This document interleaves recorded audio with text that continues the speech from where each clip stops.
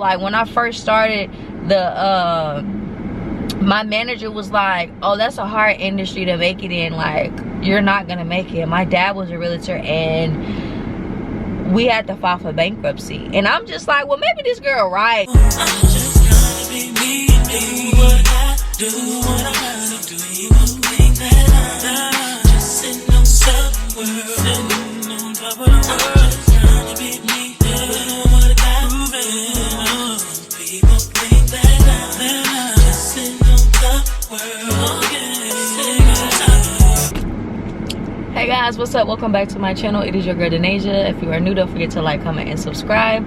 So today I just wanted to speak with you all about real estate. I wanted to speak with you all about my journey and what's going on. So I just want to start off with the first year of being a real estate agent. Or actually, let's start off before being a real estate agent. I went to Champion School of Real Estate. I believe you are in class for 6 to 8 weeks. At the end of those courses, you do have to take a quiz from what you learned, and then you have to email all of your certificates to TREC, and then they'll give you like a certain time period to where you can actually take the test to get licensed. There's 2 portions to the test. It's the national and the state. So now that I had all that done through school, it was time for me to take the national and the state portion to get licensed. I passed the state portion the very first time. Now the national portion, it took me 3 times to pass. So with that being said, every time you take the test, you have to pay $50. It doesn't matter if you pass one portion or you don't pass either portions. You're paying $50 every time to sit down at Pearson VUE and to take that exam. Okay, so I had to pay my $50. So altogether I paid $150 to become, like, to take the exam to become a realtor.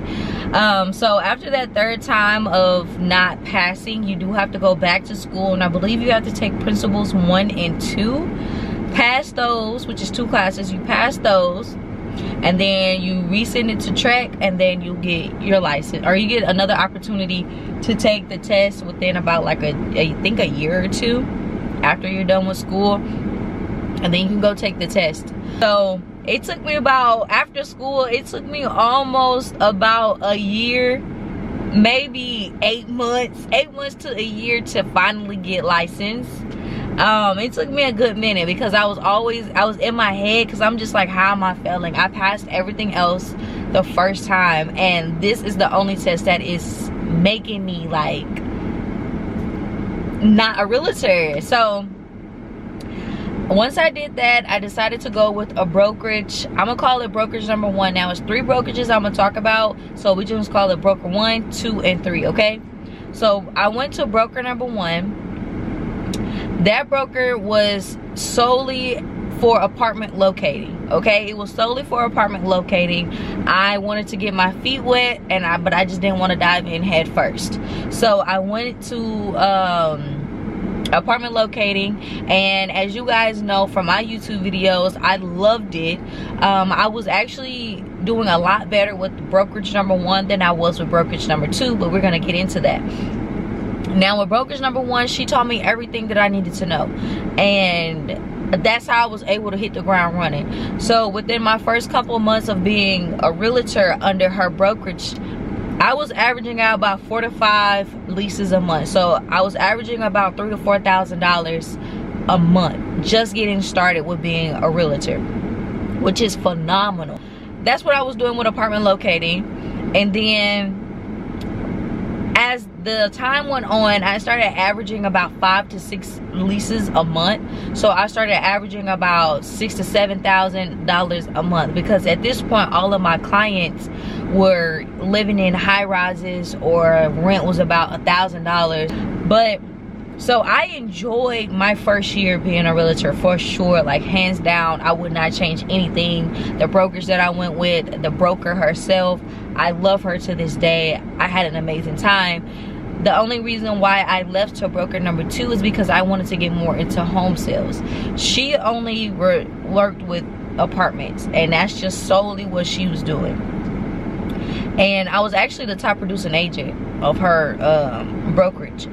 But going to broker number 2, this is where I faulted at, because I listened to he say, she say. I didn't do my research, and I didn't ask questions. I allowed them to ask me all of the questions, but I didn't ask them any questions, and that was where I faulted at. Make sure you guys are asking questions. If the broker or whomever is supposed to be mentoring you is asking you more questions and you are asking them, just don't do it. Don't do it, because your interest already isn't there. Make sure you guys are actually talking and asking questions and doing your research. Look them up, like on Facebook, like how these jobs, not regular 9-to-5s do you need to do these brokers the exact same way. So I went to broker number 2 because I wanted to get into homes, and it just wasn't the best thing for me, honestly. I most definitely feel like I wasted time, but at the same time I learned that I was more than capable to do this. So with broker number 2, I just felt like I was a tag along. I kept asking them, could they help me? I kept asking them, could they go through the contracts with me? I kept asking them, could I shadow them? Like, let me know what you're doing from day to day. I'ma get up, like, I'm ready. And they were like, well, you have to hit me up the day of, or I can't continue to tell you what I'm doing every day. I said, what do you mean continue to tell me when I'm telling you I want to know, I want to learn. This is what I want to do with my life, you know? So with brokerage number 1, with the reason why I was okay to stay afloat is because brokerage number 1 was still paying me out my commission from my leases. Broker number 1 was an 80-20 split, so I gave her 20% and I got 80, which I didn't mind because she was helping me get paid in a timely manner. With broker number 2, it was 100% commission with transaction fees. Now that's a totally different ball game. Did not have to pay them anything, but I would have preferred to pay them something so they can handle my checks, because it got hard for me because I'm watching my money stack up. You know, they're not really helping me, they're not really informing me when it comes to the homes. So of course I'm gonna go with what I know. So with apartment locating with brokerage number 2, I was making good money. Like I said, I was averaging about 5 to 6, 7 leases a month. I went up to like 8, 9 in 1 month. So I was really, the ball was rolling, okay? I was getting them. But the thing is that I had to figure out how to get my money. And I was struggling. Nobody was there helping me. I had to figure that out. I had to get myself paid. I had to make sure that I was talking to everybody, and it was just hard. And if they not responding, then I gotta figure out who else to talk to if they're not responding in the leasing office. Like it was really, really difficult for me with brokerage number 2. And also I was just watching my money just increase. I'm literally sitting on $24,000-$30,000 in like a couple months, y'all. Like not even a full year. This is not even what I'm making in a year. This is what I'm making right now, like $24,000-$30,000. I'm just looking, sitting, like I can't touch it, but this is literally my money, you know? So it was very nerve-wracking. I hated it. I hated working so hard and not getting a return for my money. Like it was just sitting there, y'all. So it just sucked. Because you guys know I was still riding around in my red car. I had no air in that car. I'm getting paid every once in a while. So I got $24,000 to $30,000, $32,000 just sitting with the amount of leases that I had, trying to figure out how to get them paid to me with nobody helping me, riding around in a hot car when I can clearly afford a new car. I'm just not touching my money in a timely manner. That stuff does something to you mentally. Like when I tell you mentally, I was trying my best not to give up and just like, you know what, this ain't for me. You know, like when I first started, my manager was like, oh, that's a hard industry to make it in, like you're not gonna make it. My dad was a realtor and we had to file for bankruptcy, and I'm just like, well, maybe this girl right, shit, maybe she right, but she was wrong. She was so totally wrong. But it was just something that I should have taken time to understand of like what I was getting into. But regardless of it, they were still gonna have to pay me my money because that's the brokerage that I worked with. So once I figured out how to really get myself paid in a timely manner, everything just started to get better on that end. But when it came to the homes, he still wasn't trying to help me out. I even had a commercial deal. Like, I'm touring commercial properties, I'm doing my thing. Me and the client settled on one, but I personally did not know how to do the contract, and I kept reaching out to people and nobody was trying to help me. Nobody was trying to help me. So that fell through the cracks. So being a realtor for what, a year going on 2 years at that point, I'm killing it in leasings, and then I don't even have a home sale yet, but I'm over here working in residential, in commercial. Like, I'm like, I can do this. I just need somebody to help me. Why aren't y'all helping me? The deal fell through, and I was just like, you know what, whatever, I don't even know no more. So after pleading to get help and didn't get anything in return, I'm like, yo, I gotta go. I can't. I gave you more than enough time to properly train me or to properly show me how you have a business. You're constantly on the go. You like, I want to be there. I want to be constantly on the go. I want to be looking at homes.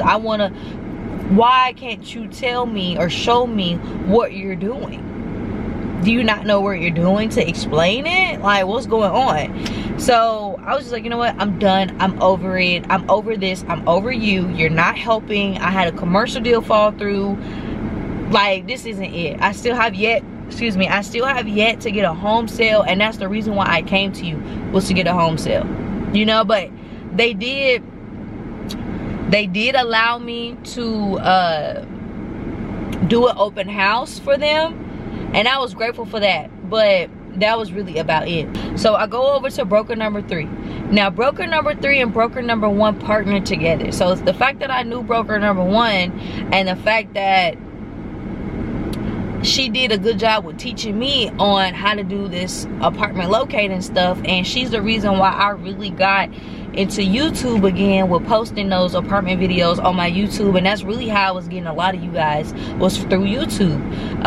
That's why I post now and I give y'all the names now, because I'm not practicing right now.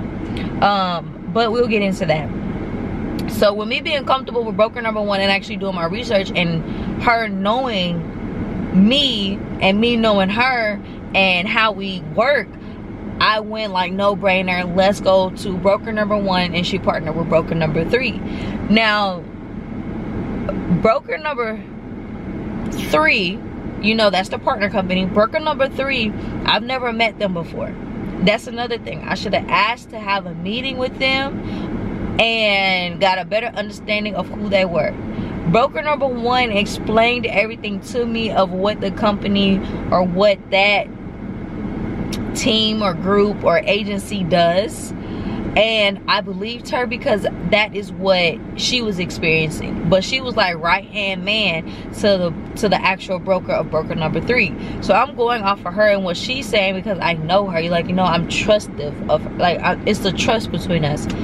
So broker number 3, I get with them. The reason why I was able to shadow them, see beautiful homes, see how how negotiation works, how to go ahead and get a deal real quick.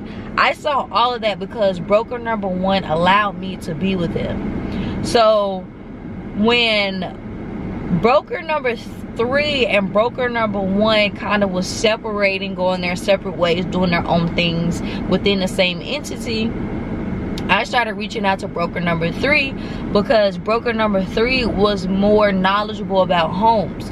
Broker number 1 was still learning some things because, you know, they were mostly in apartments. So broker number 3, I was constantly reaching out to them about, you know, shadowing, what's going on. And I'm like, hey, you know, like, y'all let me shadow, but broker number 1 was with us. Can I still shadow y'all? What's, like, can you talk to me about the contracts? I need to know all of this. And they were like, yeah. They were like, yeah, you know. So I'm like, okay, finally, I got somebody who's gonna teach me. And then it just never happened. I'm like, hey, yo, can I come? Like, hey, yo, can we talk? Like, hey, yo, what's going on? Can I, you know? learn, stop responding. Stop responding. I'm just like, yo, what the heck is going on? Like, why am I dealing with this again? Why are y'all ignoring me? If I make money, you make money. Why aren't y'all teaching me to make money? So eventually broker number 1 split from broker number 3, and she went with a different brokerage. But now she doesn't even practice no more, but she went with a different brokerage. And I'm just like, girl, what? Like, I came over here because you, and now they not even talking to me. They don't help me.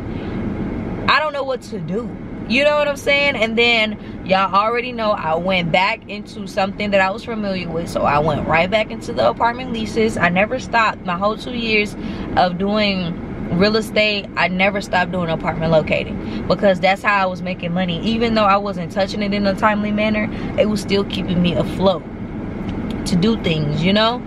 So I'm doing leases. So the person that was over the leases and getting me paid in a timely manner, come to find out, she wasn't even sending my leases or emails to the apartment complexes or the apartment community or the leasing office for me to even get paid. Like, I'm having to call them and I'm like, yo, what's going on with my money? What's going on? And after that, it had been like a couple months, and I'm like, what's going on? Did y'all not get the email? What's up? And they was like, no, we didn't get no email from such and such email.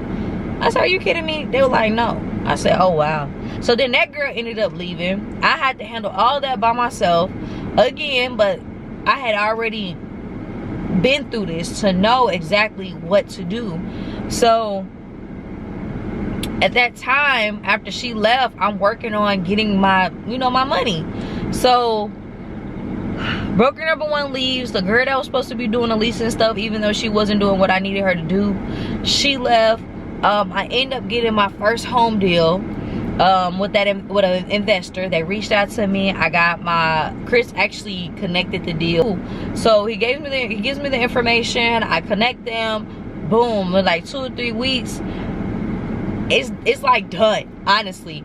But in the midst of doing the contracts, I was steady asking people like, hey, can you walk me through this? Because the company that I was doing the deal with, they already had a realtor who was doing all of the contracts and the paperwork. So I didn't have to, so I didn't have to do any of the contracts. But who wants to be a realtor and not know what to do? Who wants to be a realtor and not know what to be able to read the contracts because it says this, that, and the third? Like, I didn't know what the heck I was reading or doing. Like, I didn't know. So I was thankful for them to have a transaction coordinator, because I didn't know what I was doing. But at the same time, I'm asking for help, but I'm just like, why ain't nobody helping me? So the deal ended up closing. I remember I had just got back from Vegas. They had closed on the deal, and I reached out to the person. I said, hey, yo, I just sold my first home. And I put it in a group chat. I was like, yo, I just sold my first home, right? And nobody said nothing to me. Nobody responded. And I was just like, okay, well, I don't even know what the heck that was about. Like, I don't even barely know y'all. I don't see y'all. I don't talk to y'all. But we are broker mates. Y'all can't say a congratulations. So, basically, the contract was complete enough, but it wasn't as complete as it was supposed to be when it comes down to me and my part. But it closed. So I mean, but the guy that was giving me the money in broker number 3 that does like our transaction coordinator, he was like, yo, this isn't done, this isn't filled out. I said, well, the home closed. I kept asking y'all for help. Y'all did not help me. So what do you want me to say? What do you want me to do? Oh, you didn't even have this and have that. I will like ask them if they wanted this. They didn't. Do you have proof? Yes, I do have proof. Sending them text messages. Like, he just was not helpful. And then when it came to that, it was just like, oh my God, like, what are you doing? And I'm just like, I'm asking y'all for help and y'all didn't help me. But I got my first home sale, so you can't take that away from me. So he ended up getting me a form or whatever, and I ended up getting paid. My first home sale, it was like around $1,000. I mean, not $1,000. It was about $100,000, and I got like a $3,000 commission or something like that. So that was pretty nice, and I got it paid instantly. So I came back from Vegas, went home, and that same day I had got paid from that house. So that was really nice. So you can get paid at it like really quickly, fairly quickly, when you do home sales. But it just took a lot to get there. So within like my first 2 years of being a realtor, I was killing it with leasing. I was a residential agent and got my first home sale with an investor, and I had a commercial deal, but it just ended up falling through. And that was just in my first year of me not even knowing what to do. So imagine if I knew what to do. You know what I'm saying? So I just wanted to let y'all know, like, this stuff ain't peaches and cream. It ain't as easy as everybody make it seem, and it's not as glamorous as everybody wants to make it appear. So after that, I didn't know how to get the next sale. The investors kept reaching out to me. I didn't know who to reach out to get another home. I didn't know. This whole year of not having my license honestly has been like a little miserable. Because I was just in my brain. I was really just in my head because I really wanted to work, and I never understood why it didn't work for me. But what I learned, and that what I'm teaching y'all and telling y'all today is, one, do your research. Interview these brokers, these mentors, these coaches. Interview them. 2, read. I did not read. I could have just picked up a real estate course, or I could have called one of those real estate instructors and I'm like, help me learn this so I can have a career in this. I did not read, y'all. I didn't read after I got my license. You have to continue to gain knowledge. Knowledge is literally power, and knowledge in this business that is the key to success. Okay? That is the key to success. So, and don't wait on nobody. This industry is not for the looks. This industry is real deal hard work and grind. And that's what I want, and that's what I like. This is my first time ever having a 9-to-5, like a full-time job. I've never experienced a full-time job until now, and I can tell you now, I dislike it. I like working from 10 a.m. to 2 a.m. That's what I like. I like working on me and mines. I don't like working for somebody else and then go work on mines and then stay up. I don't like that. I want to go out, show some homes. I want to send out my inventory because I got a client, or I got a customer who bought from me. As you know, I own a business, DCM Collections. I want to work on that. You know, I want to work on this. I don't want to work a 9-to-5 and then work on this. I don't want to do that. I want to make this work. So make sure you guys are doing your research. Make sure you figure out exactly what you want to real estate in, what market. That is my story. It's been an emotional roller coaster, but I wouldn't change anything for the world because it taught me so much. It taught me that I'm resilient. It taught me that I could be persistent, that I could be consistent. It taught me that I don't need to rely on anybody. It taught me that regain that confidence to allow yourself to read that book. You know what I'm saying? So I was not as confident because I was waiting on the next person. So I needed this time to regain my confidence and realize I don't need the next person. I need to go and read that book, and I need to be disciplined. Be disciplined, y'all. So that's really my experience of being a real estate agent for 2 years licensed and active, and then 1 year not active. But I'm excited to show y'all this journey. This year I'm going to be relicensed again, and this year I'm going to be practicing again. And I love y'all, okay? I love y'all. I'm thankful for my journey, and I'm thankful that you guys just tuned in. I'm sorry that I was talking for so long, but this was the journey, and I hope you guys enjoyed the video and understand that this is all hustle and bustle, baby. Nothing is gonna come easy. So I love y'all. And I hope you guys enjoyed the video, and I'll see you guys in my next one. Bye. People say that I'm not the same girl. They say I think that I'm in my own world. What makes them think that I have changed?